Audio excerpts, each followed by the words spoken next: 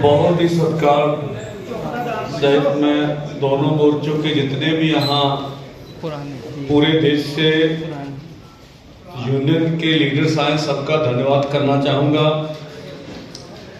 जितने भी इंटेलेक्चुअल आज यहाँ हमारी कन्वेंशन में बोलने के लिए आए, उन्होंने बहुत कीमती समय निकाला, मैं उनका भी धन्यवाद करता हूँ।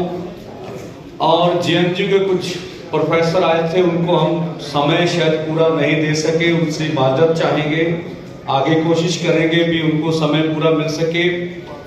और लगभग पूरे देश भर से हमारी दोनों फोरमों से जो जुड़ी हुई यूनियन से उनके लीडर यहाँ पहुँचे हैं। बहुत सौ का नाम लिया गया, मुझे लगता है इतना बड़ा हमारा परिवार है, कुछ का नाम हो सकता छूट भी गया, तो मैं सभी का धन्यवाद करता हूँ। इतने बड़े परिवार में कुछ बातें रह जाती हैं तो इसका बुरा नहीं मनाना।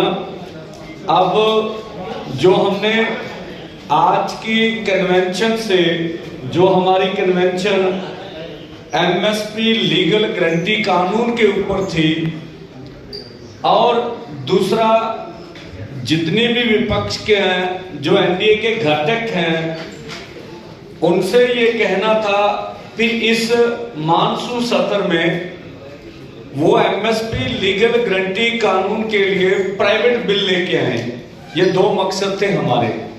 तो आज जो हमारे मुख्य अतिथि यहाँ पहुंचे, जिन्होंने एमएसपी के बारे में सारी बातें आपके सामने रखी, और हमें बिल्कुल बहुत अच्छी तरह से अब इसका समझ पड़ गई कि सरकार की नीयत नहीं है, जो उन्होंने पॉलिसी ले रखी है विश्व व्यापार संस्था के दबाव में, वर्ल्ड बैंक के दबाव में, मुद्रा कोष फंड के दबाव में, उनकी वजह से जो वो एमएसपी लीगल गारंटी कानून बना सकते हैं लेकिन बनाना नहीं चाहते।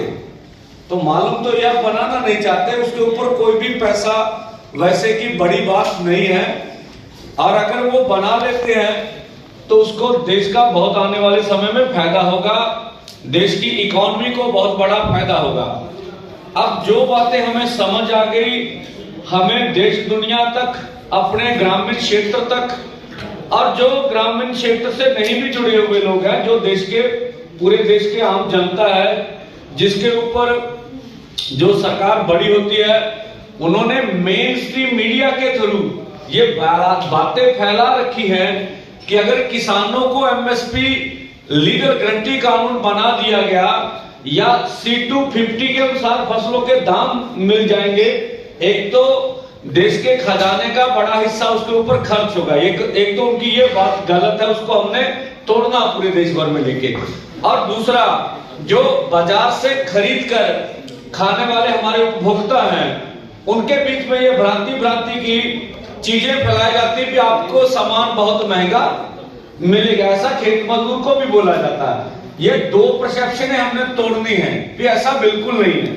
अगर एमएसपी लीगल गारंटी कानून बनेगा तो जो खेत मजदूर है हमारा, उसके बीच में लेबर भी जुड़ेगी। जितना रेट्स फसलों के भाव में बढ़ेंगे, उतना लेबर में भी बढ़ जाए तो हमें इतराज कोई नहीं होगा, उसकी भी उपजीविका और बढ़ेगी।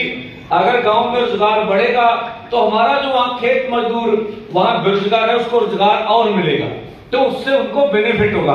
तो जो बातें हमने आज सीखी हैं इस मंच से, वो हमको सीखकर लोगों के बीच ले जाने के लिए, और ज्यादा नहीं मैं बोलना चाहता, तो मैं यही कहूंगा, ये लंबा आंदोलन चलेगा, इतनी आसानी से हमें वो कुछ देने वाले नहीं।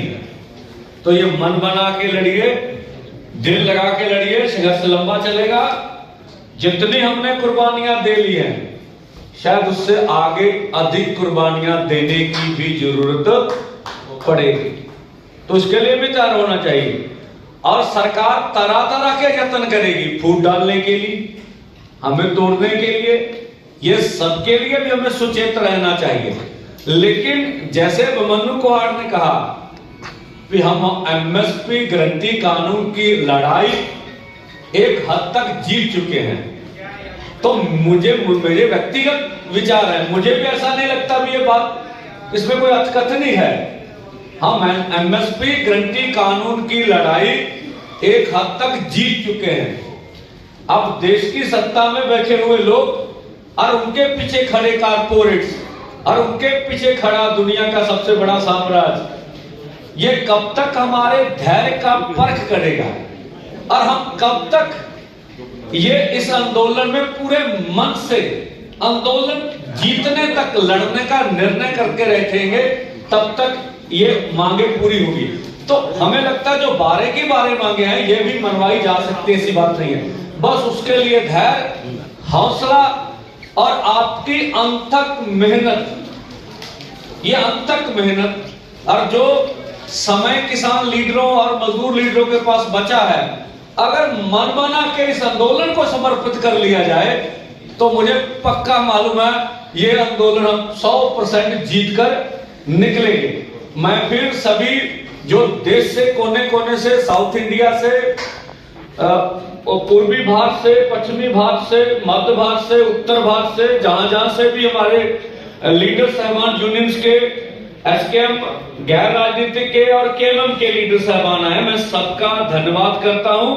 और आने वाले समय में पीसी में जो अगले नए एक्शन है उनकी घोषणा की जानी है और जो घोषणा होगी उसको हमने 100% तौर से पूरा जोर लगाकर लागू करना है। और कार्यक्रम लगभग 2-3 महीने के यहां से आज अनाउंस हो जाएंगे और आपने लेके जाना सब कुछ और पूरी तरह उसको लागू करना है।